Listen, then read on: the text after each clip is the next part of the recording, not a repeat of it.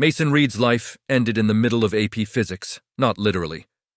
Though when Principal Vance's voice crackled over the intercom at 10:47 a.m., calling him to the office immediately, it felt like a death sentence. The entire class turned to stare. Mason felt his stomach drop. "Ooh," someone whispered. "What did you do, Reed?" He hadn't done anything. That was the problem. He never did anything, and somehow his life kept getting worse anyway. By the time Mason reached the main office, 2 police officers were already there. His heart hammered as Principal Vance gestured him into her office with a look of grim disappointment. "Mason, these officers need to ask you some questions about the incident at Hendrix's convenience last night. The robbery." Mason had been working register when a tweaker with a gun had stormed in, screaming about the safe. Mason had raised his hands, explained he didn't have the key, watched the gun go off into the ceiling. The guy had grabbed maybe $80 and run. "I gave my statement last night," Mason said carefully. "We know."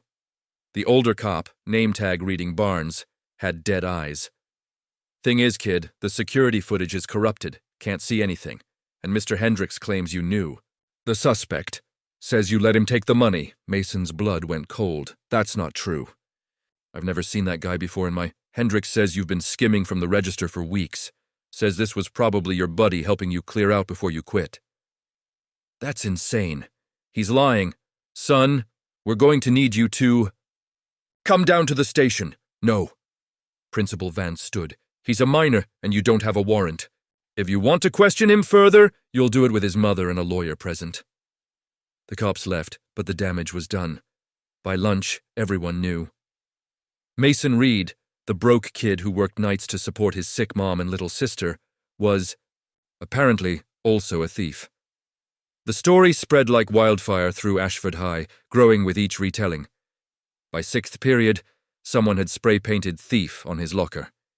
Mason stood in the hallway after final bell, staring at the red letters, and felt something inside him crack. Around him, students flowed past, some pretending not to notice, others openly staring, a few snickering. His ex-girlfriend Sierra walked by with her new boyfriend, some college guy with a BMW. She saw him, looked away quickly, kept walking. Nobody said a word. Mason didn't go home right away. He couldn't face his mom's questions, Emma's worried eyes. Instead, he sat in the library until Mrs. Chen gently told him it was closing time at 5 p.m. "You okay, Mason?" She had that same pitying kindness everyone used on him. "Yeah, just studying." She didn't believe him. Nobody ever believed him. Ashford High was the kind of place where your reputation was everything and nothing. Most of the students were either kids from town, working class, future minimum wage, destined to stay in this dying Pennsylvania town forever, or kids from the Heights, the wealthy subdivision where the doctors and lawyers lived. Mason was firmly in the first category, had been his whole life. His phone buzzed, a text from his manager, "You're fired, don't come back, police will be in touch." Mason stared at the screen. He'd lost his job, his reputation, and possibly his freedom in the span of 6 hours. All because some tweaker had picked his register and Hendrix had decided to pin it on the easiest target. He walked to Emma's middle school to pick her up. She was waiting outside, small for 12, wearing his old hoodie that was 3 sizes too big. "Did you really steal money?" she asked immediately. "No. I didn't think so." She adjusted her cracked glasses. "Sophie Martinez's brother said you're going to jail." "I'm not going to jail." Mom was crying when I called her during lunch. Mason felt that crack in his chest widen. "It'll be okay. We'll figure it out." Emma looked up at him with eyes too old for her face. "You always say that." They walked home, in silence. Their apartment was in the old part of town, above a laundromat that had been closed for 2 years. The stairs creaked. The hallway smelled like mold. Their mom was on the couch, having a bad MS day, her hands shaking slightly as she tried to hold her phone. "Mason." Her voice broke. "Baby, what happened?" He told her everything. She cried. He held her. Emma made boxed mac and cheese for dinner, that none of them ate. At 8 p.m., Mason couldn't take it anymore. He told them he was going for a walk, needed to clear his head. His mom tried to argue, but she was too exhausted. Emma just watched him go with those knowing, worried eyes. Mason walked to the nature trail behind the old steel mill. 5 miles of overgrown path that nobody used, where he could be alone with his rage and fear and the crushing certainty that his life was never going to get better. The October night was cold and clear, the moon full overhead. He walked until his legs ached, until the anger blurred into numbness. He was 2 miles in when he found the crater. The impact site was fresh. Scorched trees bent outward, the ground still smoking faintly. At the center, half buried in ash and torn earth, was a sphere of perfect obsidian darkness, about the size of a basketball, pulsing with inner light like a heartbeat. Blue-white. Alien. Beautiful. Mason should have run. Should have called someone. Instead, he climbed down into the crater, drawn by something he couldn't name. When his fingers touched the sphere, it was warm, blood-warm, alive. Then it spoke inside his mind. Compatibility confirmed. Gravitational core bonding initiated. Pain exploded through his hand, racing up his arm like liquid fire. Mason screamed, tried to pull away, but the sphere was melting, flowing like shadow ink up his skin, spreading in intricate patterns that looked almost like circuitry. Over his arm, his chest, his shoulders. It reached his heart and gravity inverted. Mason was on the ground and then he was floating, 10 feet up, weightless and terrified. His stomach lurched. He flailed, grabbed at nothing, fell, but stopped, inches from impact, suspended by invisible force. Core integration, 3%, neural pathways establishing. Host physiology, suboptimal. Initiating optimization, the voice wasn't speaking to him. It was more like reading a status report from his own. Subconscious. Mason hit the ground for real this time, gasping, and the black patterns on his skin faded until they were barely visible. He lay there for 10 minutes, chest heaving, trying to process what had just happened. When he finally stood, his body felt wrong, lighter. When he took a step, he nearly jumped. His legs carried him 3 feet forward effortlessly, like walking on the moon. "What the hell?" he whispered. He tested it again, jumped, went 6 feet straight up, hung in the air for an impossible heartbeat, landed soft as a feather. His mind raced. The sphere was inside him now, absorbed into his skin. The patterns on his chest glowed faintly when he focused, visible through his shirt. And somehow, impossibly, he could control his own gravity. Mason walked home in a daze, sneaking in after midnight. Emma was asleep. His mom had left a note. "Please be safe. I love you." He went to his room, locked the door, and stared at his hands. For the first time in his life, something good had happened to him. Something powerful. Something nobody could take away. Mason didn't sleep. He spent the night testing his limits. It started small, standing on his bed, jumping, hitting the ceiling with a soft thump, then hovering. For 3 impossible seconds, Mason floated in the space between floor and ceiling, defying physics before gravity pulled him back down. Gravitational manipulation. Active. Current capacity. 12% Earth. Normal. 12%, he whispered. What does that mean? Host can reduce personal gravity to 12% of baseline. External manipulation requires core integration, 15% plus. He tested it methodically. When he focused on the warmth in his chest where the patterns glowed, he could make himself nearly weightless. Light enough to jump 15 feet straight up. Light enough to land from his second-story window without making a sound. But it was exhausting. After 20 minutes, his legs felt like jelly. The voice warned, "Energy depletion, rest required." He collapsed on his bed, breathing hard, and despite everything, the false accusation, the job loss, the spray-painted locker, Mason smiled. "Let me 3 a.m., he snuck out. Ran the trail in the dark, and his strides ate up impossible distance. Each step launched him forward, gravity barely a suggestion. He covered 5 miles in minutes, silent as a ghost, and when he reached the crater again, he jumped. 20 feet, 30, 40. He hung in the air, weightless and perfect.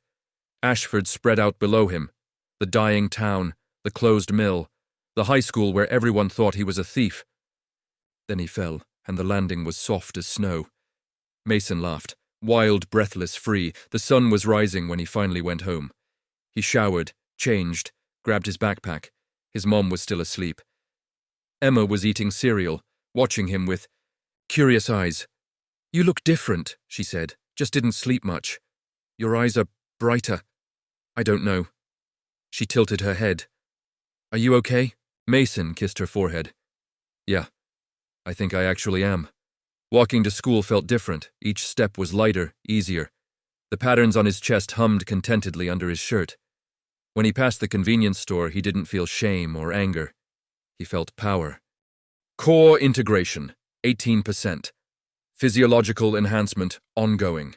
The voice in his head was constant now, feeding him information. His body was changing, optimizing, strengthening, adapting to handle the gravitational forces. He was taller, leaner. His reflection in store windows showed someone who looked like Mason Reed, but better.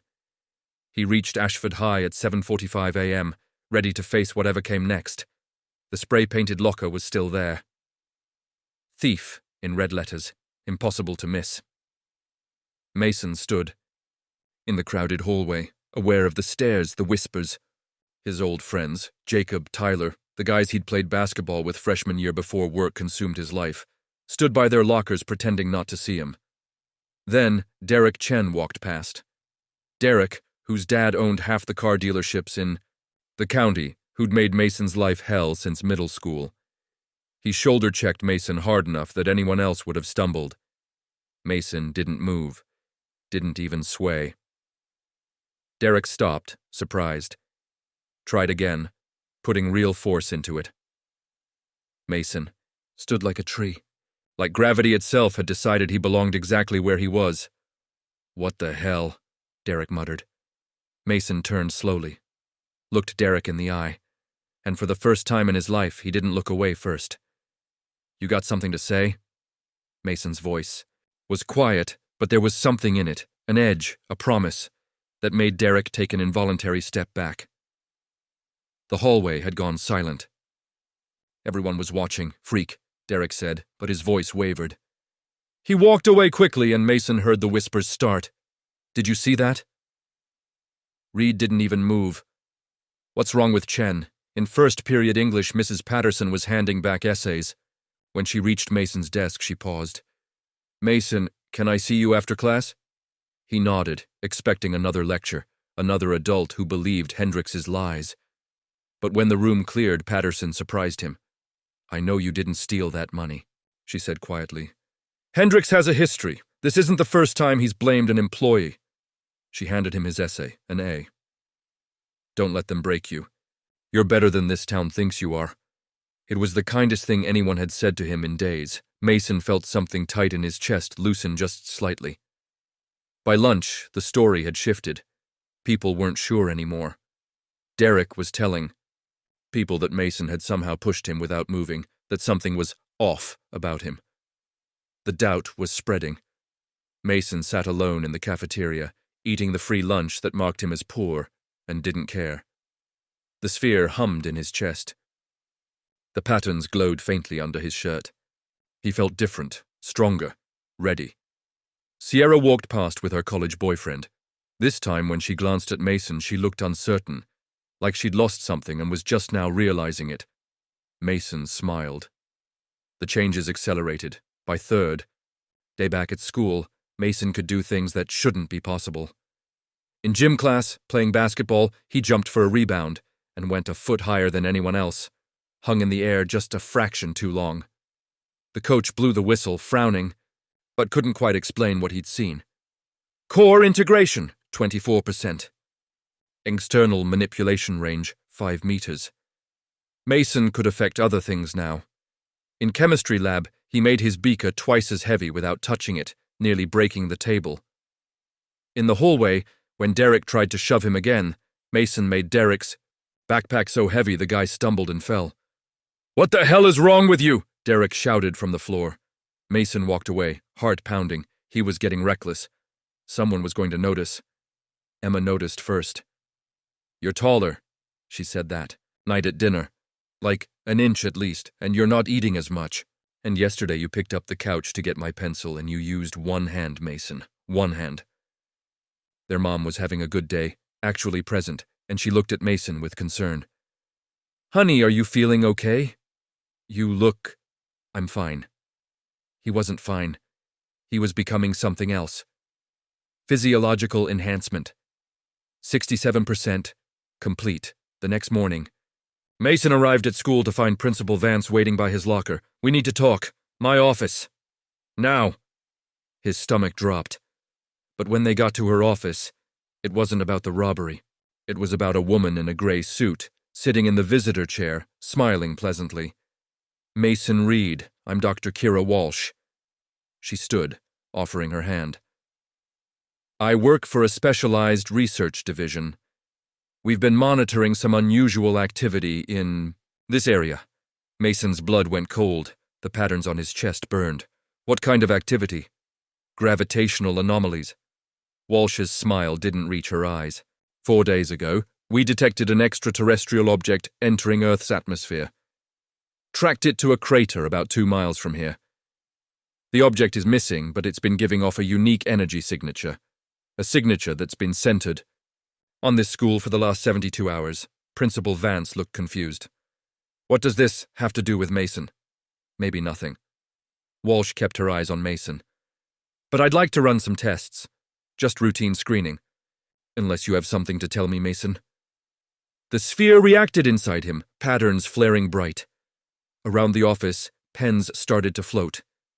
Papers lifted off the desk. Vance gasped. "What?" Mason forced himself to breathe, pushed down the power. Everything fell. Walsh stood slowly. "I see. Mason, you need to come with me. Now." "He's a student," Vance protested. "You can't just—" "Actually, I can." Walsh pulled out a badge, some government agency Mason didn't recognize. "This is a matter of national security. Mason can come voluntarily, or I can have a team extract him. But either way, he's coming." Mason's phone buzzed. A text from Emma. "Something's wrong at school. Lockdown. Are you okay?" Then the fire alarm went off. Walsh's radio crackled, a panicked voice. "We have a situation at Ashford Middle School. Gravitational disturbance. Multiple casualties." Mason ran, pushed past Walsh, out of the office, sprinting for the exit. Behind him, Walsh shouted for him to stop. But he didn't care. Emma.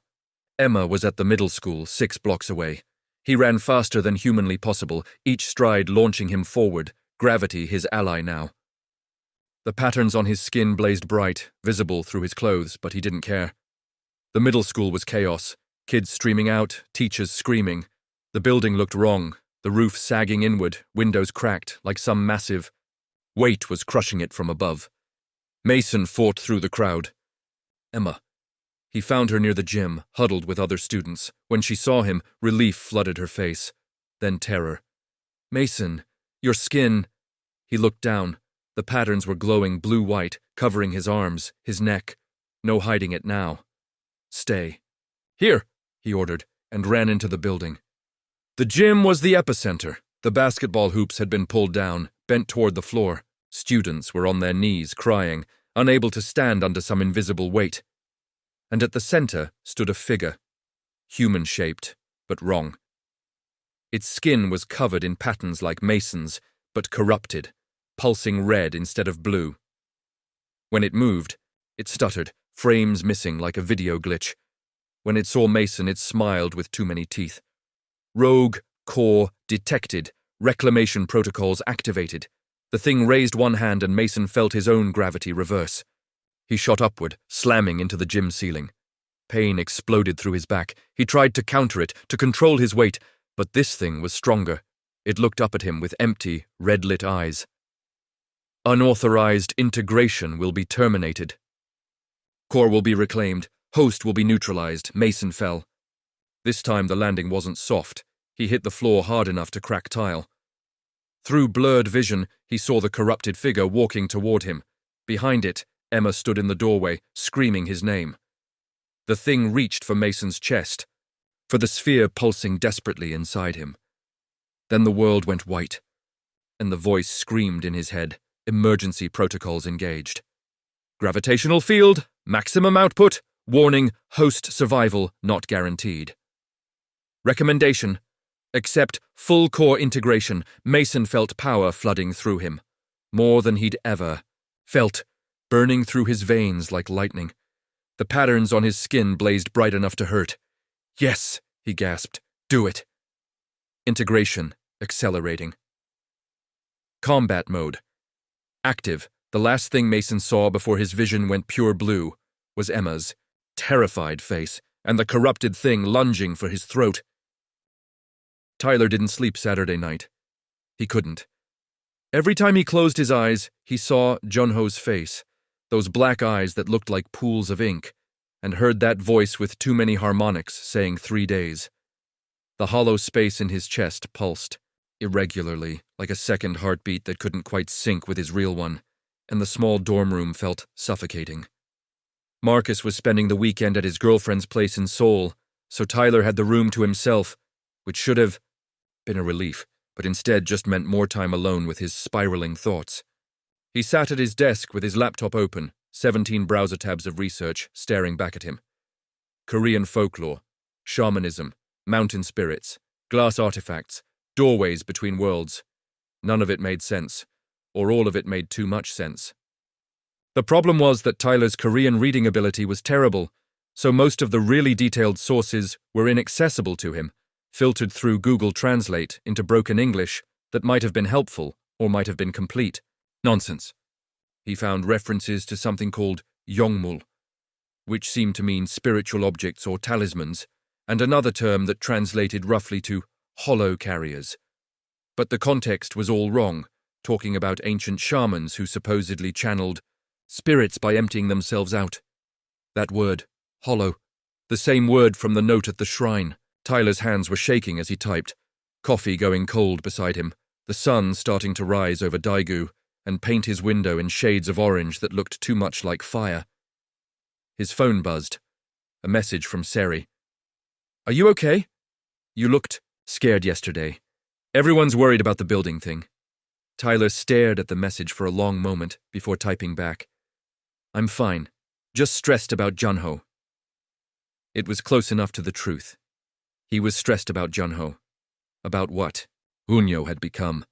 About what Junho said was coming in 3 days. Which meant 2 days now, because Sunday was already here, and Tyler was no closer to understanding how to stop an ancient evil from breaking through into reality at his Korean high school. The absurdity of the situation would have been funny if Tyler wasn't so terrified. Seri sent back a concerned emoji and told him to rest, and Tyler felt a pang of guilt because she was being genuinely kind and he was lying to her face, or at least lying by omission. But what was he supposed to say? That he had telekinetic powers from a magic glass sphere, and his former bully had found an evil version and opened a doorway to something that wanted to destroy everything. She'd think he was insane. He'd think he was insane if he hadn't seen it with his own eyes. Tyler pushed back from his desk and started pacing the narrow space between his bed and Marcus's bed, power flickering around his fingers unconsciously. Small objects in the room trembled when he wasn't paying attention, his pencils, Marcus's trophy from some soccer tournament, the mini fridge in the corner. Tyler forced himself to breathe, to center, to pull the power back inside where it belonged. He needed help. He needed someone who understood Korea better than him, who knew the mythology and the history and the language. His dad was useless for this. His dad would either think Tyler was having a breakdown or would try to rationalize everything away with science and logic. Tyler thought about his teachers at the academy, but none of them seemed like the type to take this seriously.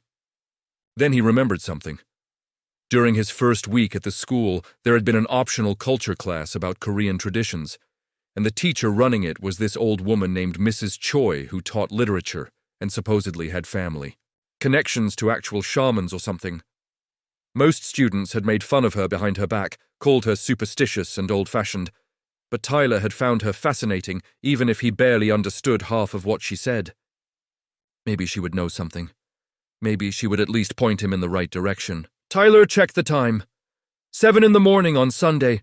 Too early to show up at a teacher's house, but the school would be open for weekend study sessions. Korean students were intense about studying, and the library ran 7 days a week.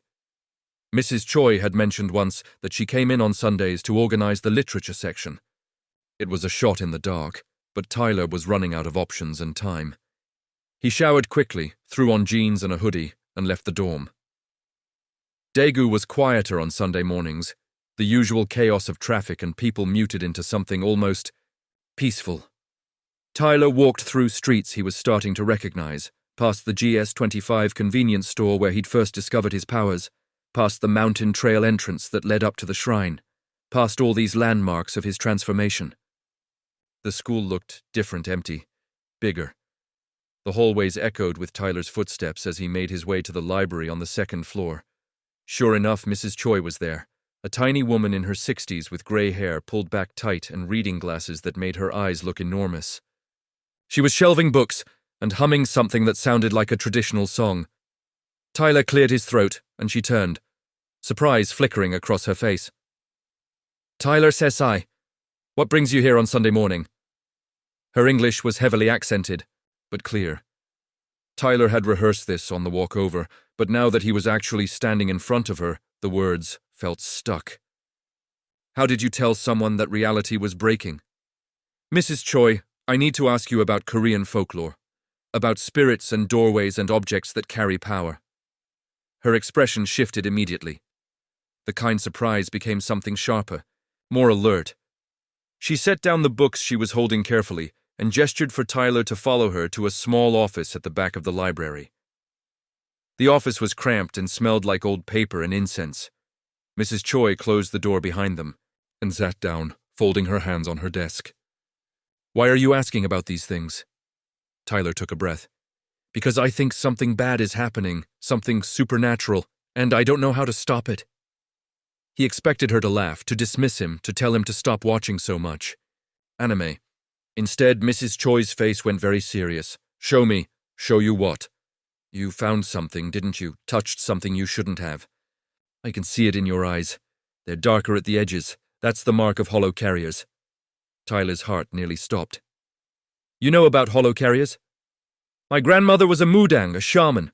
I grew up hearing stories about the old things that sleep in Korea's mountains and temples, about the glass spheres that appear when the barriers between worlds grow thin, about the people who carry the hollow inside them."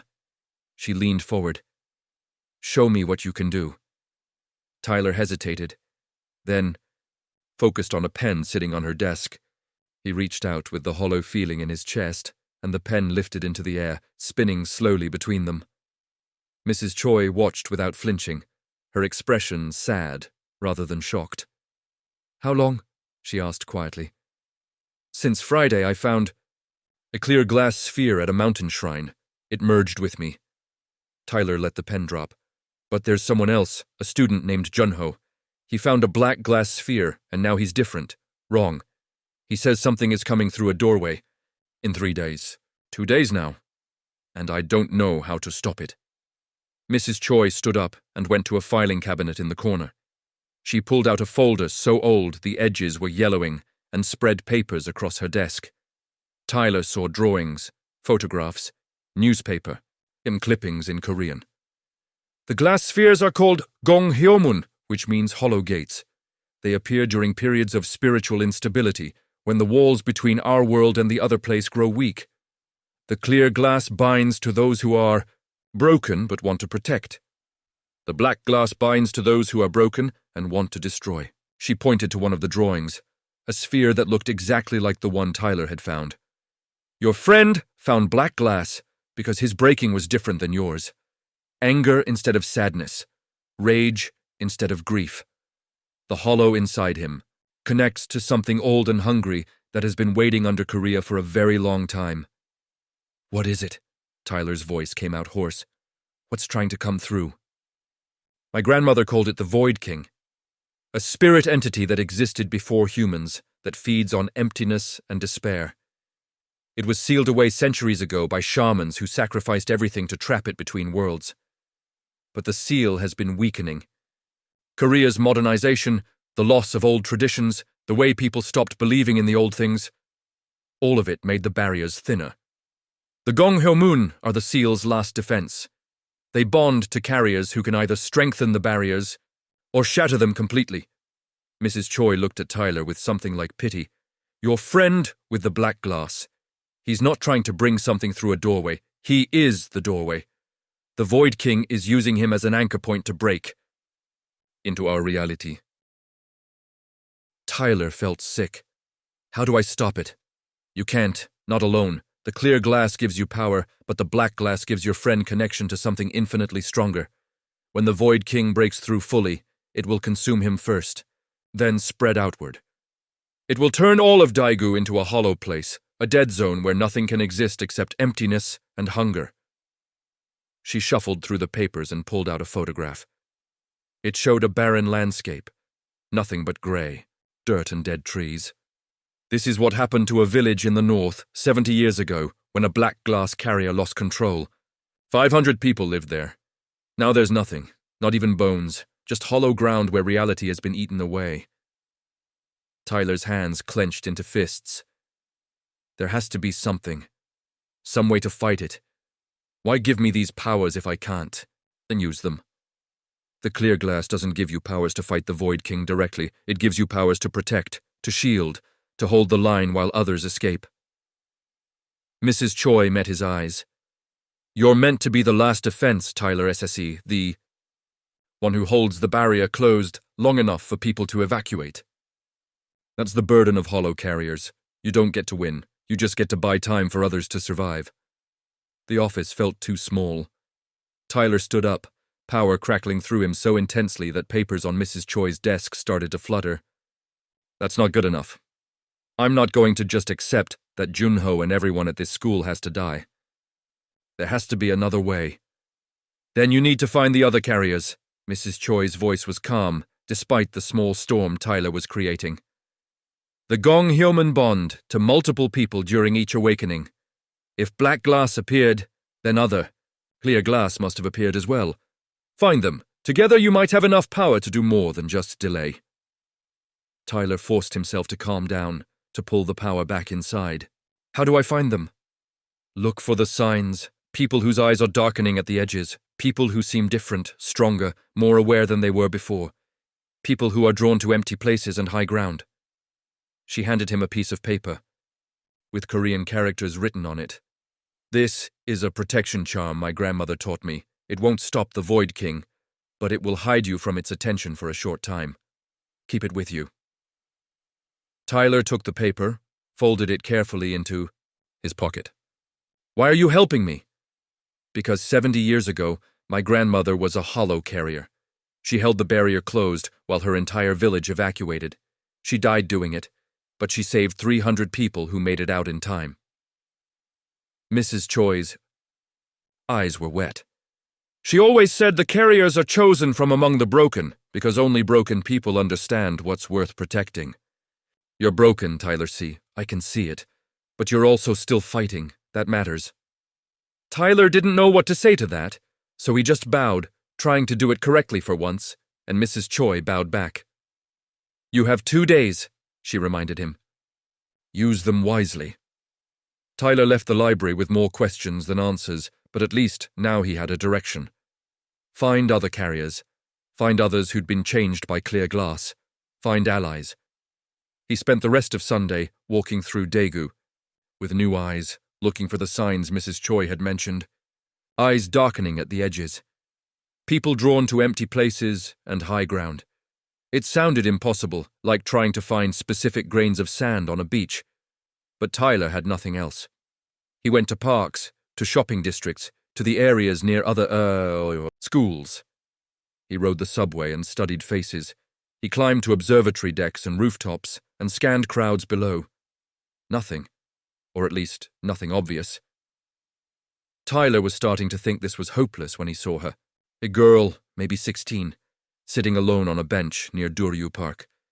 She wasn't doing anything unusual, just reading a book, but her eyes caught the sunlight wrong, too dark at the edges, and the space around her felt different, like the air was thicker, heavier.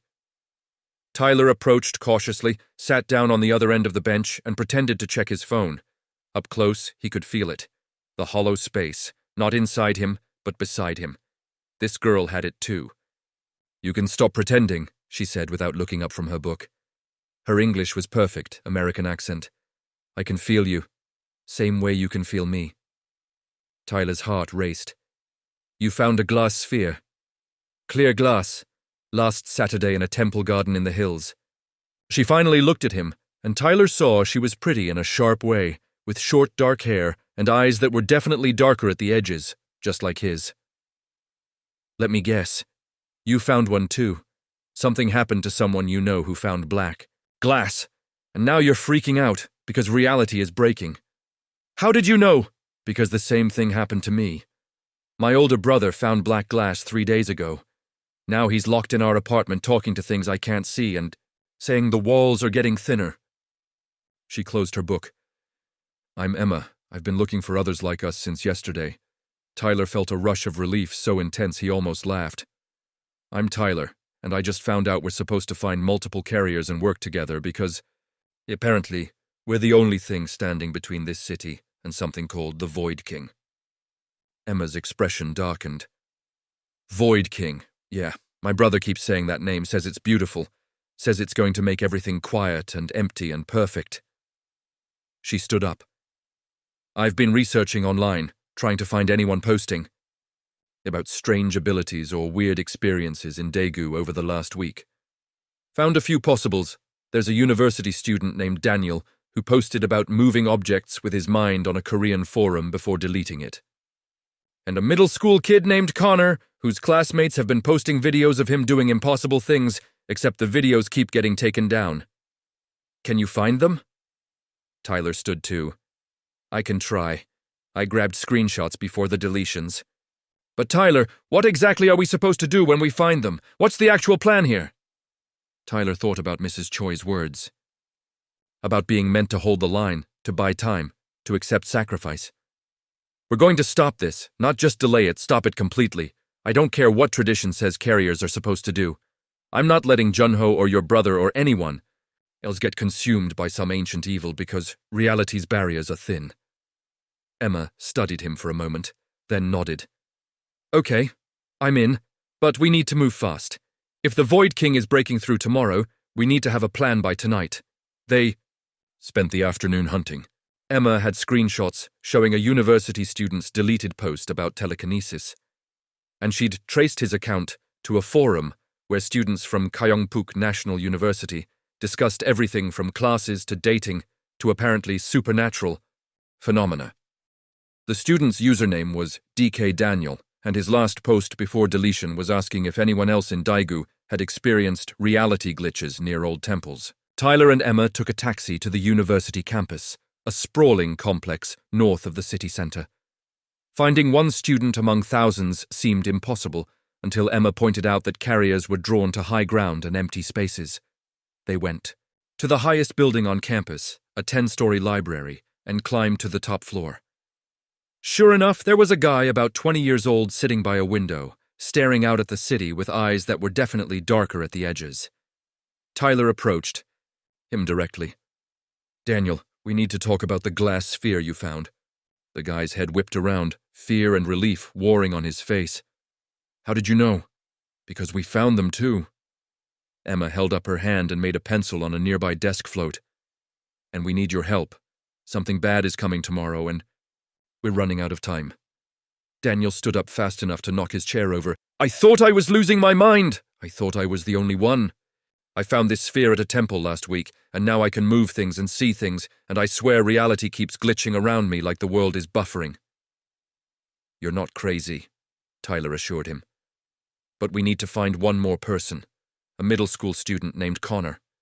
Do you know how to track someone from deleted videos?" Daniel nodded slowly. "Yeah, I'm a computer science major. If the videos were on Korean platforms, I can probably trace them. Give me 20 minutes. He pulled out a laptop, and Tyler, and Emma watched as he worked, fingers flying across the keyboard, muttering to himself in a mix of English and Korean. 15 minutes later, he had an address. A middle school in the eastern part of the city where a student named Connor Hayes had apparently demonstrated abilities during gym class before the footage got scrubbed from social media. They took another taxi, traffic getting heavier as afternoon turned to evening. And Tyler felt the hollow space in his chest pulsing faster, responding to something, time running out. The middle school was smaller than Tyler's academy, older, with a playground that looked worn down. Classes had ended for the day, but there was still a soccer game happening on the field. Tyler spotted him immediately. A skinny kid, maybe 14, with red hair and freckles that marked him as obviously foreign. Standing alone by the fence and watching the game with eyes that were too dark at the edges. "Connor Hayes?" Tyler called out as they approached. The kid turned, tension in every line of his body, ready to run. "Who's asking?" "People like you, people who found clear glass spheres and got changed." Tyler held up his hand and made a soccer ball on the field, pause mid-bounce, hover for a second, then continue. The kid's eyes went wide. "There are others." Emma stepped forward. "4 of us now, and we need you because tomorrow something very bad is breaking through into our reality, and we're apparently the only ones who can stop it." Connor looked between them, then at Daniel, who nodded confirmation. "I'm 13. I'm in 8th grade. What am I supposed to do against some kind of supernatural threat?" "The same thing we're all going to do," Tyler said. "Figure it out together, because the alternative is letting everyone in this city get consumed by the Void King, and I don't know about you, but I'm not okay with that." Connor was quiet for a long moment, then something hardened in his expression, something that looked older than 13. "When do we start?" They found a private space in a PC Bang, one of Korea's ubiquitous internet cafes, and rented a room in the back where they could talk without being overheard. Tyler explained everything he'd learned from Mrs. Choi while Emma and Daniel compared notes on their abilities. Connor stayed quiet, listening, his young face serious. When Tyler finished, Emma was the first to speak. "So we're supposed to be shields, barriers, last defense while everyone evacuates. That's what tradition says hollow carriers do." "Forget tradition," Daniel said firmly. "No offense to your teacher, Tyler, but I'm not signing up to be a sacrifice. There has to be a way to actually close the doorway instead of just holding it temporarily. What if we could pull Junho back?" Connor's voice was quiet, but everyone turned to look at him. "You said the black glass makes him the doorway, the anchor point. What if we could break that connection, separate him from the Void King before it fully manifests?" Tyler felt a spark of hope. "How?" "The hollow space inside us, it's not just emptiness, right? It's potential, energy. What if we combined our power, 4 clear glass carriers working together? We could create a barrier strong enough to cut the connection, pull Junho out of the doorway before it opens completely." Emma nodded slowly. "That could work, but we'd need to be in sync, perfect coordination, and we'd need to get close to Junho, which means going wherever he is tomorrow when this all goes down." "He'll be at the school," Tyler said with certainty. He mentioned the school specifically, said he was going to remake it. That's where the doorway will open. Daniel pulled up a map on his laptop. "Daegu International Academy. I know where that is. If we're doing this, we need a plan. Entry points, evacuation routes, backup strategies if the first attempt fails." They spent the next 3 hours planning. Daniel mapped the school layout from satellite images. Emma researched synchronized power usage from what little existed online about telekinesis and psychic phenomena. Connor, despite being the youngest, had the clearest tactical mind and started sketching out positions and approach vectors. Tyler coordinated it all, feeling something like leadership settling onto his shoulders. By the time they left the PC Bang, the sun had set and Daegu was lit up in neon and streetlights. They had a plan.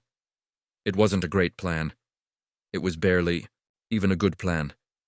But it was something, and something was better than nothing. Tyler walked back to his dorm alone, the others heading to their respective homes with promises to meet tomorrow at noon, 2 hours before Mrs. Choi said the barriers would be weakest and the Void King would break through. His phone buzzed, a message from his dad asking where he'd been all day.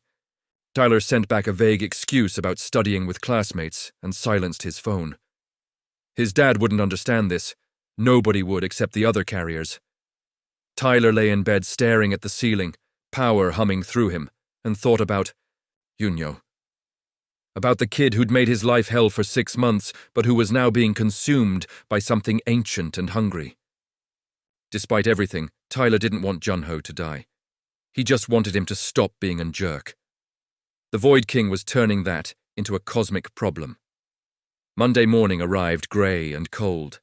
Tyler barely slept. He got up early, showered, put on his school uniform, and stared at himself in the mirror. Same face, same brown hair. But his eyes were definitely darker now, the edges almost black, and there was something different in his expression, something harder, something that had seen too much in too short a time. He met Emma, Daniel, and Connor at a coffee shop 3 blocks from the school at 11:30. They all looked tired.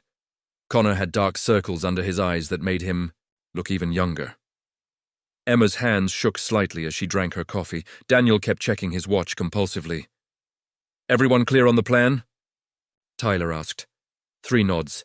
"We go in together, find Junho, create a synchronized barrier, cut his connection to the Void King, pull him back to our reality. And if it doesn't work?"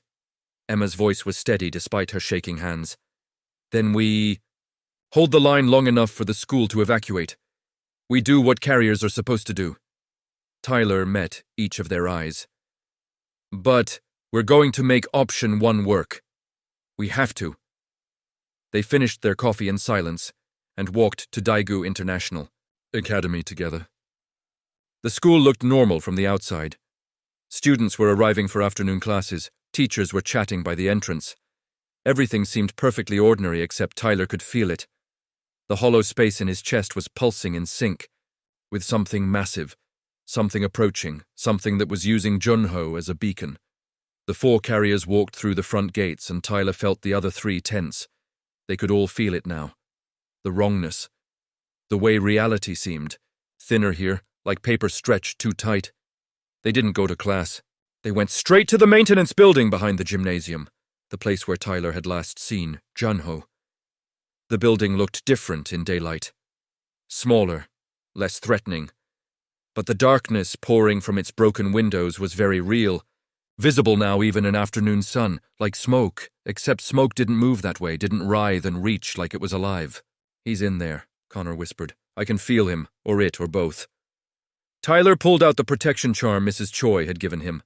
Just a piece of paper with Korean characters, but when he held it up, the darkness recoiled slightly.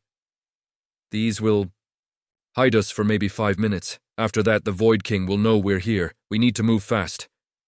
He handed out copies he'd made at the PC Bang. Each carrier took one, tucked it away.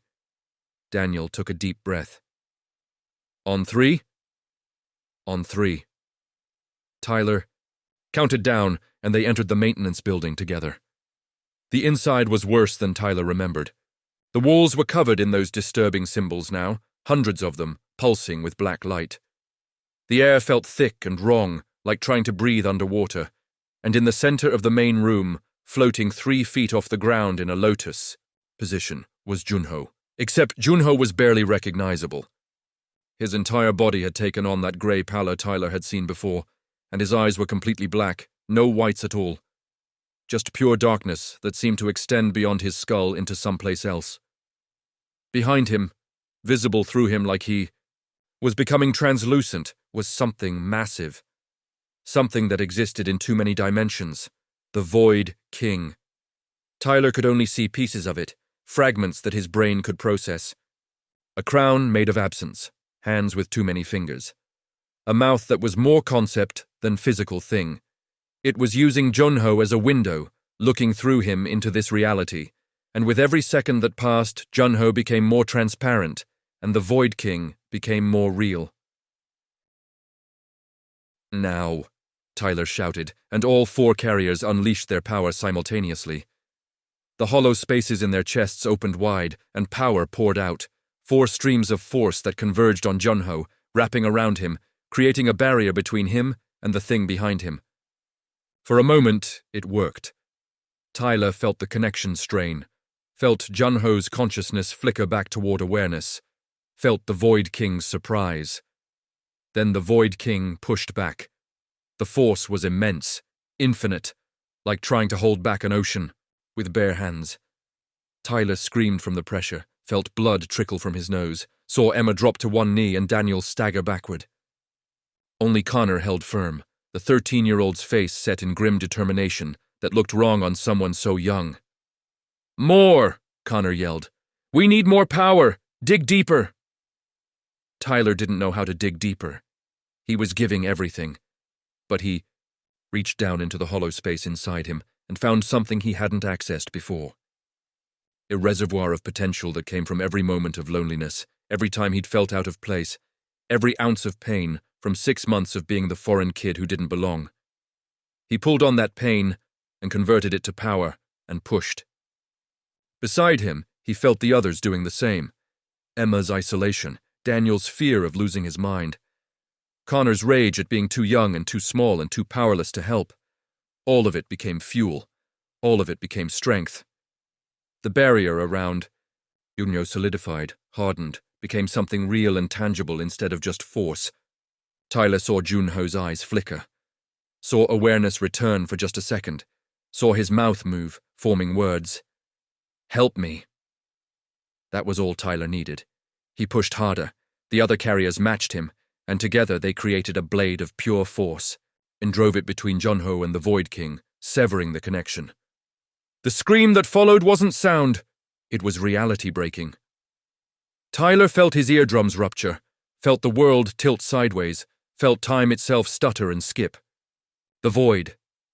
King's presence receded like water being sucked down a drain, pulling back through the doorway, back between worlds, and the doorway collapsed behind it with a thunderclap that shattered every window in the maintenance building. Junho dropped to the floor, unconscious but breathing. The grey pallor was fading from his skin. His eyes were closed, but Tyler could see movement behind the lids. Human movement. The 4 carriers stood in the wreckage, panting, bleeding from ears and noses, but alive. They'd done it. They'd actually done it. "Is it over?" Emma's voice was hoarse. Tyler reached out with his senses, feeling for the hollow space, for any trace of the Void King. Nothing. Just emptiness. Normal emptiness, the kind that belonged in reality. "Yeah," he said, and started laughing because he couldn't believe it. "Yeah, it's over. We won." Connor sat down hard, looking like he might pass out. Daniel leaned against a wall and slid to the floor. Emma walked over to Junho and checked his pulse, then gave Tyler a thumbs up. They'd saved him, saved everyone. Tyler heard sirens in the distance. The window explosion had definitely attracted attention. School security would be here soon, then police, then questions they couldn't answer without sounding insane.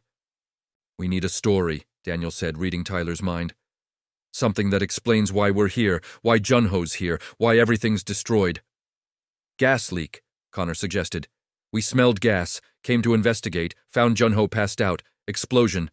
Happened. We're heroes who saved someone. It was thin, but it was something." Tyler nodded, and they quickly arranged themselves to look like they'd been helping, rather than fighting interdimensional entities.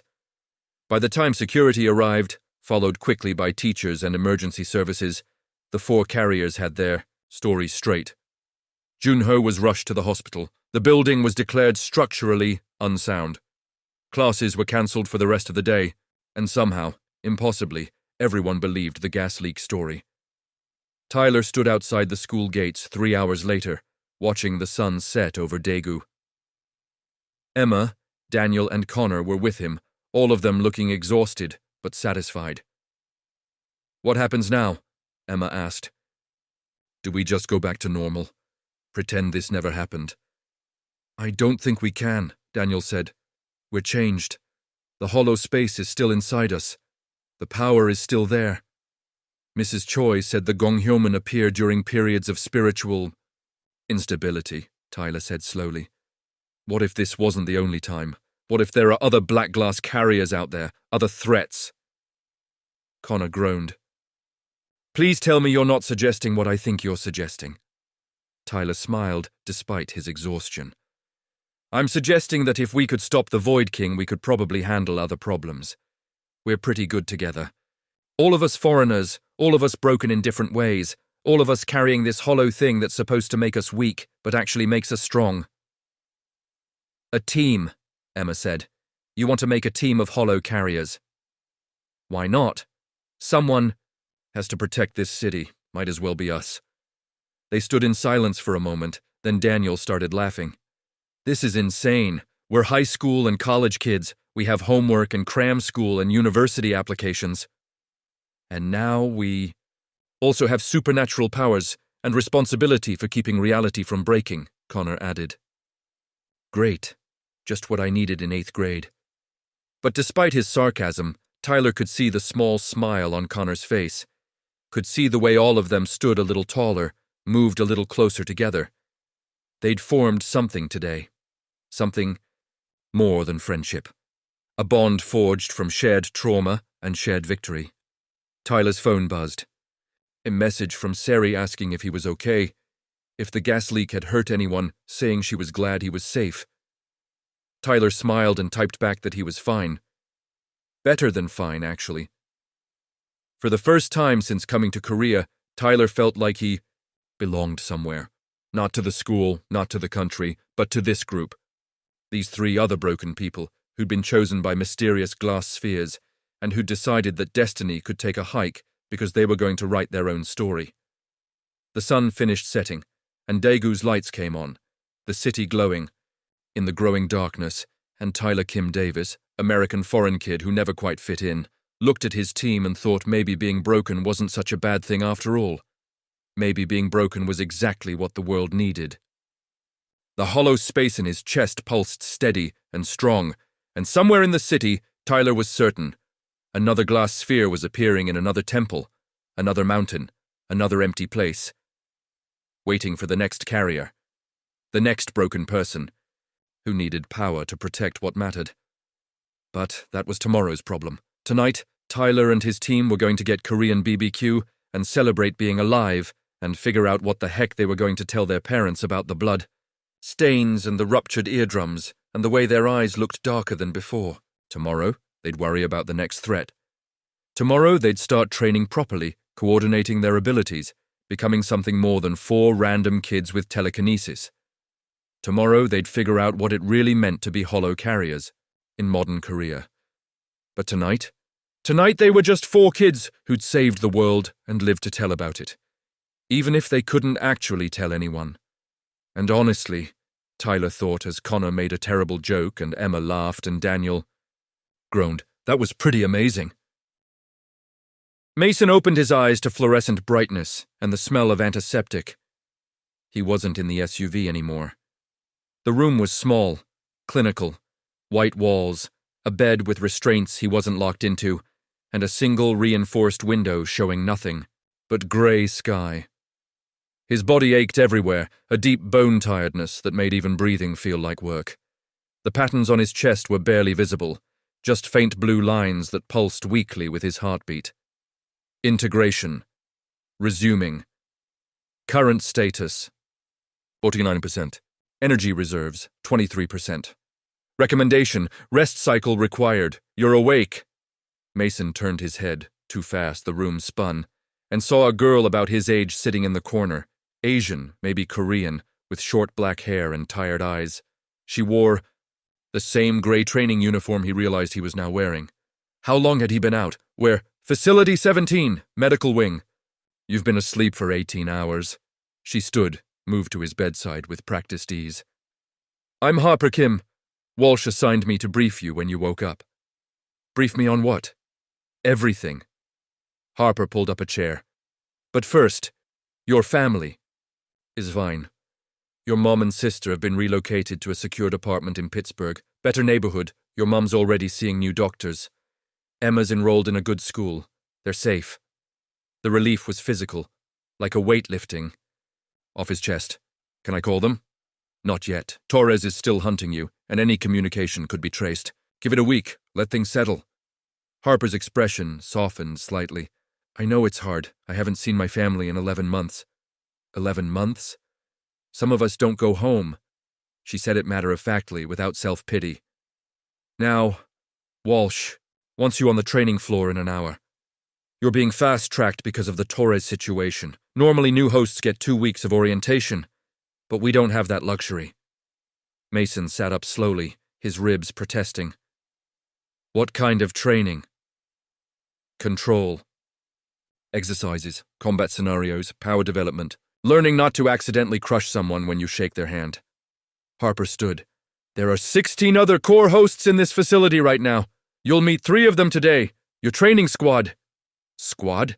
We work in teams. Cores are powerful. Individually, but they're exponentially more effective when coordinated.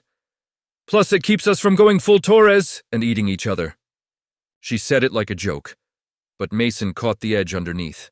Has that happened? Here? Harper's expression went carefully blank. Get dressed. Cafeteria's down the hall.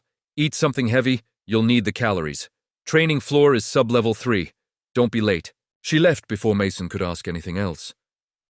The cafeteria was surprisingly normal, institutional but clean, with actual food instead of mystery meat. Mason loaded a tray with scrambled eggs, toast, bacon, fruit, and immediately started eating. His body was hungry, the core demanding fuel to continue integration. He wasn't alone. Other people in grey uniforms filled the space, mostly his age or younger, some older. He caught snatches of conversation. Pushed my range to 15 meters yesterday. Cortez melted through another training dummy. That's 3 this week. Heard the new guy took down a corrupted host on his second day. Mason kept his head down, ate fast, and tried not to think about the fact that everyone here was probably enhanced, dangerous, capable of things that defied physics, just like him. Sub-level 3 was accessed by an elevator that required both a keycard and a handprint scan. When the doors opened, Mason stepped into something out of a science fiction movie. The training floor was massive, easily the size of a football field, with sections divided by purpose. One area had what looked like an obstacle course made of floating platforms.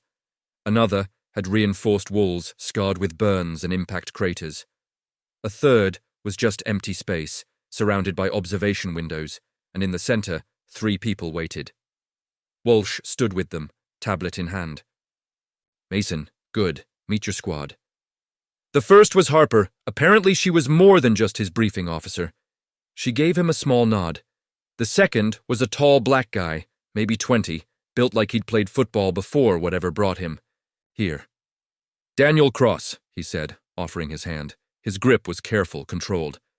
Kinetic absorption and redirection. Try not to hit me. I'll just send it back twice as hard. The third made Mason's breath catch. She was small, maybe 17, with blonde hair pulled into a ponytail and eyes that seemed to look through him rather than at him. When she spoke, her voice was distant, dreamy. Emma Reeves. Probability. Manipulation. I can see the chances of things before they happen. She tilted her head. You're going to make a mistake in the next 30 seconds. Try not to die from it. That's unsettling, Mason said. You get used to it, Daniel muttered. Walsh stepped forward. Gravitational manipulation, kinetic redirection, and probability. Sight. On paper, you 3 are one of our strongest potential squads. In practice, you've never worked together and Mason has approximately 0 combat training. She looked at Mason. Your job today is simple. Don't break anything important and try to keep up. Harper will lead the exercises. Wait, what about... Emma? Just told you, you're about to make a mistake. I suggest you skip it and listen instead. Walsh walked toward the observation windows, leaving them alone on the floor. Harper cracked her knuckles. Right. Mason, before we start, show me what you can do. Basic demonstration. Mason hesitated, then focused on the warmth in his chest. The patterns on his skin began to glow faintly. He made himself light, jumped, went 15 feet straight, up, hung there for a moment, then landed soft as a feather. Good. Range? 5 meters for external manipulation. More if I'm just affecting myself. Maximum weight you've moved? Mason thought about Torres, about making him feel the weight of a mountain. I don't know exactly. A lot. Daniel whistled. Vague but promising. Let's test it, Harper said. She gestured to the empty section of floor, where a series of metal cubes sat in graduated sizes. The smallest was maybe a foot across. The largest was the size of a car. Make the biggest one heavy as you can. Mason walked to the cube, placed his hand on it and pushed. The patterns on his chest flared bright. The cube groaned, the floor beneath it cracked, and something in the air changed. Emma gasped. "Stop! Stop now!" But Mason couldn't stop. The Empower was flowing out of him in a rush, more than he intended, and the cube wasn't just getting heavier. It was getting denser. The metal was compressing, shrinking, collapsing in on itself like a black hole forming in slow motion. Warning: gravitational. Singularity forming. Cease manipulation immediately. Mason yanked his hand back, cutting the power. The cube stopped shrinking, but the damage was done. It was now half its original size, super dense, and the floor around it had spiderwebbed with cracks radiating outward. Alarms blared. The observation windows polarized. Walsh's voice came over the intercom. Lockdown protocol. Nobody move. What did I just do? Mason breathed. Harper was staring at the cube with something like awe. You didn't just make it heavy. You increased its gravitational mass. That's not supposed to be possible at your integration level. Probability of accidental singularity formation was 67%, Emma said quietly. I tried to warn you. Daniel had backed up several feet. Can someone please tell me if we're all about to get sucked into a black hole? No. Walsh emerged from a side door, flanked by technicians with scanning equipment. The effect stabilized when Mason stopped, but this changes things. She looked at Mason with an expression he couldn't read. Your core isn't just manipulating gravity, it's manipulating space-time directly. That's alpha-class potential. Is that good? It means you could eventually do things we thought were theoretically impossible. It also means you're incredibly dangerous if you lose control. Walsh gestured to the technicians. Get this contained and analyzed. Squad, you're moving to Simulation Room 2. We need to test Mason's limits in a controlled environment before he accidentally creates an actual black hole. They followed Walsh through a maze of corridors to a room that looked like a holodeck from Star Trek. White walls that could apparently project any environment. Harper explained as they entered. Full sensory simulation, hard light constructs you can interact with. Pain feedback is real, but injuries aren't. You can't actually die here, but your brain won't know the difference. So try not to get killed. Anyway. Comforting, Mason muttered. The room shimmered and suddenly they were standing on a rooftop. City spread out below them. Looked like somewhere Asian, maybe Seoul or Tokyo. The sun was setting, painting everything gold and orange. Environment. Urban high ground. Walsh's voice came from everywhere and nowhere. Scenario, coordinated power testing. You need to learn to work together. Harper will lead. Harper stepped to the edge of the rooftop. Right. Basic synchronization first. Daniel, I want you absorbing kinetic energy from falling debris. Emma, predict where the debris will fall. Mason, you're going to create the debris by manipulating gravity on those water towers. She pointed to several large cylindrical tanks on nearby buildings. Wait, Mason said. I'm just going to… What, tear them apart? It's a simulation. Yes. Make them fall but controlled. Daniel catches the kinetic energy, redistributes it safely. Emma makes sure nothing actually hits us. It's about coordination. Mason focused on the nearest water tower, felt the familiar warmth in his chest, and pulled. The tower's supports groaned, twisted, but instead of just falling, the tower seemed to fold in on itself, crumpling like paper. Not like that, Harper yelled. You're compressing it again. Just break the supports. Mason adjusted, tried again. This time the tower broke free cleanly and fell. Daniel moved to intercept, arms outstretched, and when the debris hit him, it simply stopped. Energy absorbed, then redirected into the ground in a safe dispersion. Better, Harper said. Again, 3 towers, synchronized. They worked for an hour. Mason learned to be more precise, to manipulate without crushing. Daniel's timing improved. Emma called out probability adjustments. 30% chance left. Imra fragments reach us. Mason, reduce gravity on the left side by 12%. And slowly, surprisingly, they started to work as a unit. Then Harper called for something different. Advanced exercise. I want all of you to activate your powers simultaneously, focused on this central point. She marked a spot on the rooftop with chalk. We're testing resonance, whether your cores interact. Is that safe? Mason asked. Probably, Harper said, which was not reassuring. They formed a triangle around the marked spot. At Harper's signal, they activated together. Mason made the spot heavy. Daniel absorbed the kinetic energy of its sinking. Emma did something Mason couldn't quite see, but the air around the spot shimmered with possibility. And the cores sang. Mason felt it through his whole body, a resonance, like a tuning fork, struck in his chest. The patterns on his skin flared bright, and he could suddenly sense Daniel and Emma's powers, feel them like phantom limbs. The marked spot on the rooftop began to glow. Harper? Daniel's voice was strained. I don't think. The spot cracked. Not the concrete, reality itself. A hairline fracture appeared in the air, and through it, Mason glimpsed something impossible.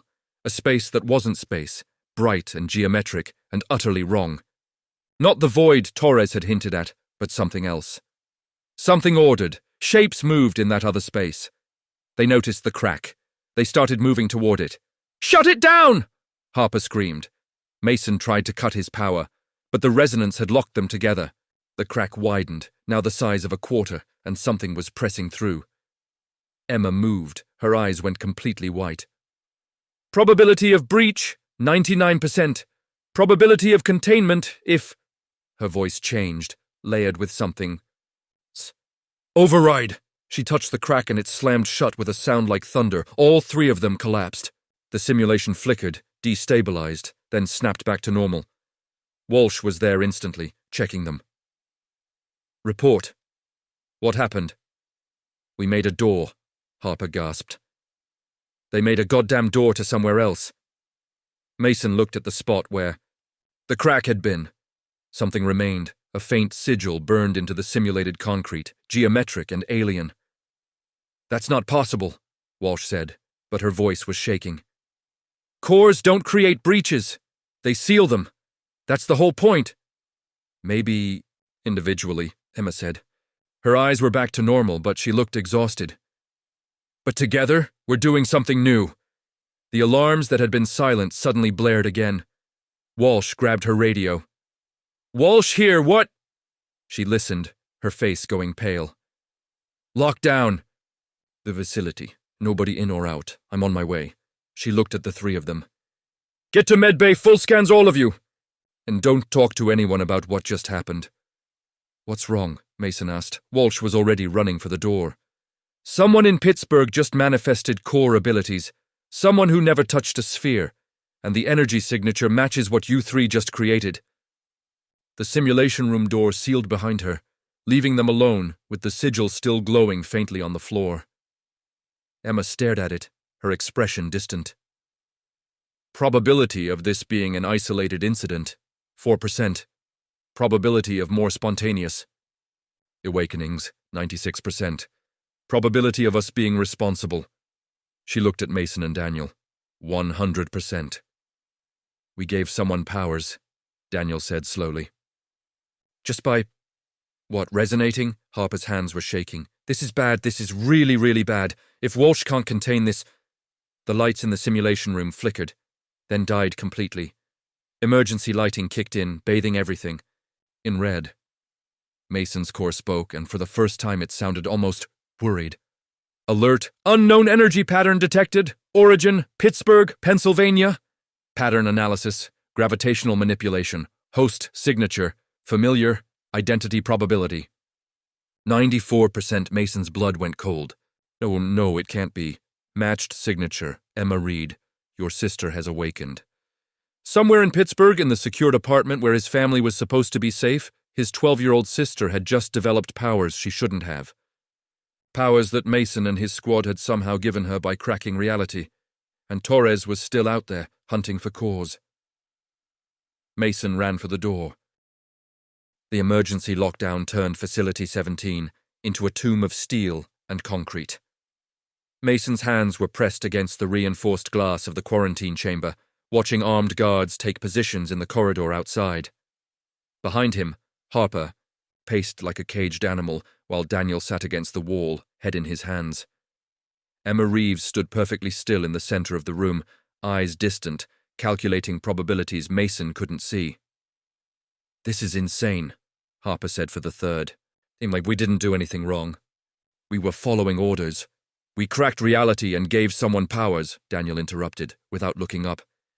"Pretty sure that counts as doing something." Mason's reflection stared back at him from the glass. The blue patterns on his skin were still glowing faintly, agitated, responding to his stress. His core hummed anxiously in his chest. "Facility, defense systems active. 47 armed personnel detected. 12 containment specialists. Threat assessment. Moderate to high. Recommendation, prepare for hostile extraction." "They're not going to hurt us," Mason said, but he didn't sound convincing even to himself. "Probability of physical harm in next 6 hours. 32%, Emma said quietly. Probability of permanent containment, 67%. Probability of being separated, 89%. "Jesus, Emma, can you not?" Harper snapped. "You asked me to always tell you the odds." "I'm unasking." The door hissed open, not the main entrance, but a side access panel Mason hadn't noticed.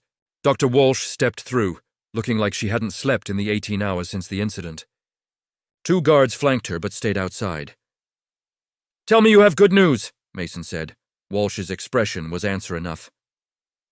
"The spontaneous awakening in Pittsburgh has been confirmed. Your sister, Emma Reed, manifested gravitational manipulation. Abilities approximately 40 minutes after your resonance event. She's currently under observation at a medical facility. Is she okay?" Mason was already moving toward the door. "I need to see her." "You can't. And she's physically fine. Scared, confused, but unharmed." Walsh pulled out her tablet, showed him footage. Emma, his little sister, floating 3 feet off the ground in what looked like a hospital room, crying, unable to control her descent. Their mother stood below with arms outstretched, trying to talk her down. Mason felt something crack inside him. "This is my fault." "This is all of our faults," Walsh corrected. "The resonance event created some kind of energy cascade. We're detecting similar signatures across multiple locations, Chicago, Seoul, London. So far, only your sister has manifested active abilities, but the others are showing elevated readings consistent with pre-awakening." "How many others?" Harper asked. Walsh hesitated. 17. So far. The number hit like a physical blow. 17. People who might develop core powers because of what Mason and his squad had done. 17 people who'd never asked for this, never touched an alien sphere, but were being changed anyway. "The Oversight Council wants to speak with you," Walsh continued. "All of you. In 10 minutes, conference room B. I need you to be calm, respectful, and for God's sake, don't give them any reason to classify you as a threat." "Are we?" Daniel asked. "A threat?" Walsh looked at each of them in turn. "That's what they're trying to decide." Conference room B was less a room and more a bunker.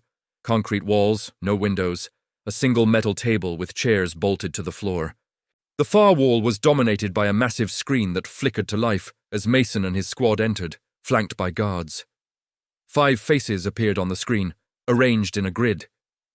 The Oversight Council. Mason recognized the type immediately, bureaucrats and generals and scientists, the kind of people who made decisions about other people's lives from comfortable offices. The woman in the center square spoke first. Her, nameplate read, Director Christine Vale, mid-50s, severe haircut, eyes like frozen glass. Core host Mason Reed, host Harper Kim, host Daniel Cross, and... She paused on Emma Reeves. Probability manipulator. Designation pending. "My name is Emma," Emma said softly. "Names are a courtesy, not a right in this facility." Vale's tone could have frozen nitrogen. "You are here because you represent either a breakthrough or a catastrophe. We haven't decided which yet." A man in military uniform, General Howard Marks, leaned forward. "Let me be direct. In a 6-hour window, you 4 created a dimensional fracture, generated an energy signature we've never seen before, and apparently triggered spontaneous core awakenings in at least 17 civilians. Do you understand the implications?" "We didn't mean to," Harper started. Intent is irrelevant. Effect is everything. A woman with a thick accent, Dr. Yuki Sato, according to her nameplate, adjusted her glasses. We've been studying core integration for 2 years. We've seen hosts master their individual powers, seen them work in teams, seen them push their limits. Never have we seen resonance create new awakenings. You've fundamentally changed the rules. Is that a bad thing? Mason asked. The question came out more challenging than he'd intended. Vale's expression didn't change. That depends on whether we can control it. Dr. Walsh, present your findings. Walsh stood at the side of the room, tablet in hand. She looked uncomfortable being put on the spot. The resonance event created what we're calling a catalytic cascade. When 3 or more compatible cores synchronize their frequencies, they generate a field that can temporarily thin the barriers between dimensions. In this case, the barrier between our reality and somewhere else. The ordered space, Emma Reeves murmured. I saw it clearly for 2.3 seconds. It wasn't empty like the void Torres came from. It had structure, intelligence. Every council member's attention snapped to her. You saw entities? Dr. Sato asked sharply. I saw shapes, geometric patterns that moved with purpose. They noticed us. They were curious. Emma's eyes went distant. Probability that they'll try to reach us again, 93%. The room went very quiet. General Marks broke the silence. So, you've potentially opened a door to hostile extra-dimensional entities. Fantastic. And the spontaneous awakenings? Walsh pulled up a holographic display in the center of the table. We believe the energy released during the resonance event acted as a catalyst for latent core compatibility. The 17 affected individuals all show baseline genetic markers, consistent with successful core integration, but they never encountered physical spheres. The resonance somehow activated them remotely. Like a virus, Vale said flatly. Like a trigger, Walsh corrected. A specific frequency that awakened. Dormant potential. A 5th council member spoke for the first time, an older man with kind eyes that didn't match the cold calculation in his voice. Dr. James Fletcher. The question before us is simple. Are these 4 hosts an asset or a liability? Dr. Walsh argues they're our best hope for understanding and controlling this phenomenon. I argue they're a ticking time bomb that's already gone off once. We can help, Mason said. My sister, if she's awakening, I can help her learn control. I know what it's like to— Your sister is exactly why you can't be involved, Vale interrupted. Emotional attachment compromises judgment. If Emma Reed's awakening follows a similar trajectory to corrupted hosts like Michael Torres, difficult decisions may need to be made. Decisions you would interfere with. Mason felt his core react to his anger. The patterns on his skin flared bright. If you're threatening my sister, guards moved, weapons raised, not guns, those wouldn't work on core hosts, but some kind of energy devices that hummed with dangerous potential. Stand down, Reed, General Marks said coldly.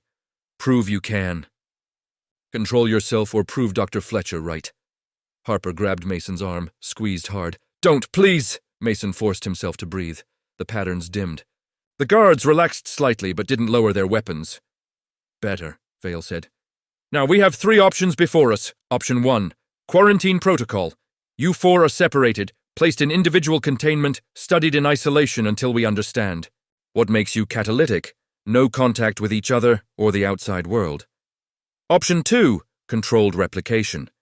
We attempt to recreate the resonance event under laboratory conditions, using your abilities to trigger awakenings in pre-selected military personnel, engineered core hosts under our direct command. Option 3, termination protocol. If we determine that your continued existence poses an existential threat, you will be neutralized. Permanently. The casual way she said it, termination, made Mason's blood run cold. You can't be serious, Harper said.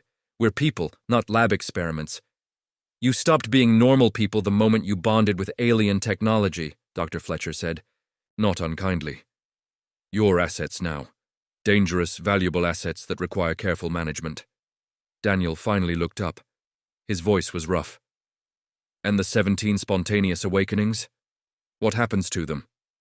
They'll be brought in for observation and training, just like any other core host, Walsh said quickly, before the council could answer. Standard protocol.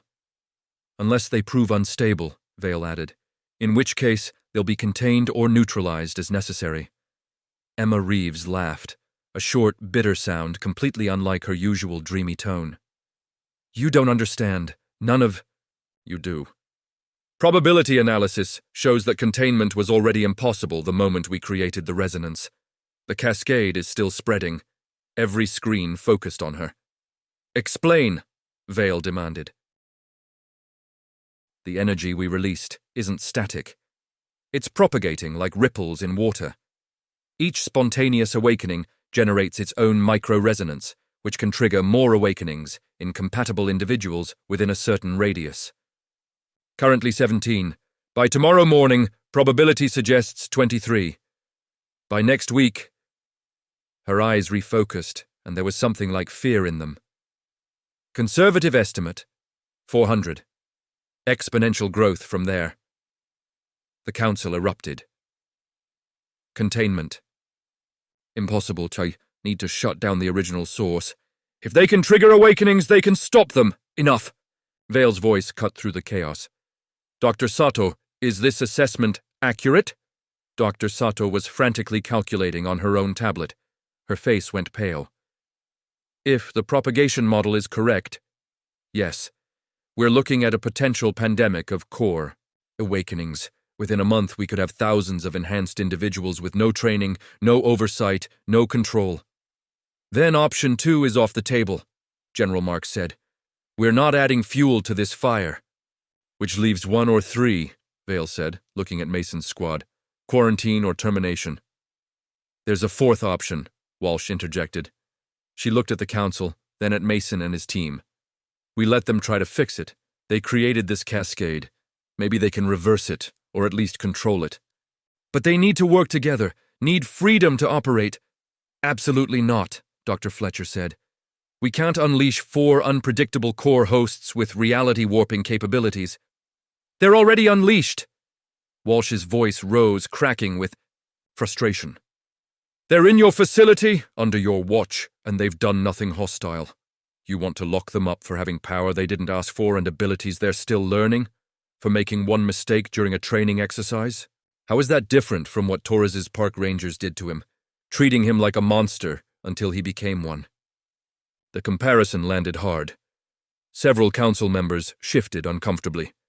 Dr. Walsh, Vale said icily, you are dangerously close to insubordination. Then demote me. But I'm telling you, treating these kids like weapons or threats instead of people is how we create more Tauruses. They want to help. Let them. A long silence stretched. Mason could hear his own heartbeat, feel the core humming anxiously in his chest. Beside him, Harper's hands were clenched into fists. Daniel stared at the table. Emma's eyes had gone distant again, calculating probabilities he couldn't see. Finally, General Marks spoke. I want a proposal, a concrete plan for how they would attempt to contain or reverse the cascade. We'll reconvene in 6 hours to review. Until then, they remain in quarantine. And Dr. Walsh? You're officially responsible for them. If they cause another incident, it's your career. Walsh nodded once. Understood. The screens went dark. The guards escorted them back to the quarantine chamber, but this time, Walsh came with them. Once inside, she slumped against the wall, exhausted. You just put your neck on the line for us, Harper said quietly. Yeah, well, somebody had to. Walsh rubbed her face. 6 hours to come up with a plan to save the world. No pressure. Can we actually do this? Daniel asked. Reverse the cascade? Walsh looked at Emma. Can you? Emma was silent for a long moment, eyes distant, watching futures spiral out in infinite permutations. When she finally spoke, her voice was uncertain for the first time since Mason had met her. I don't know. The probabilities are murky. Quantum-level indeterminacy, too many variables, too many actors. It's like trying to predict a chaotic system after the initial conditions have already spiraled beyond calculation. She focused on Mason. But there's one constant across most probability branches. One factor that increases our success rate from 11% to 43%.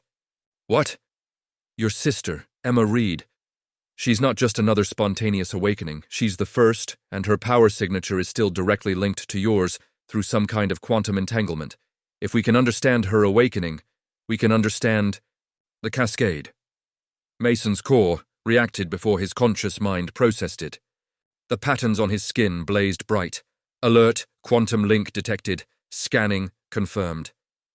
Bonded signature, Emma Reed. Relationship, biological sibling, connection type, unprecedented.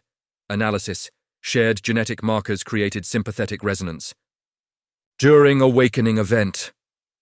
She's linked to me, Mason said. More than that, Emma Reeves said. She's linked to all of us. The resonance we created didn't just give her powers, it made her part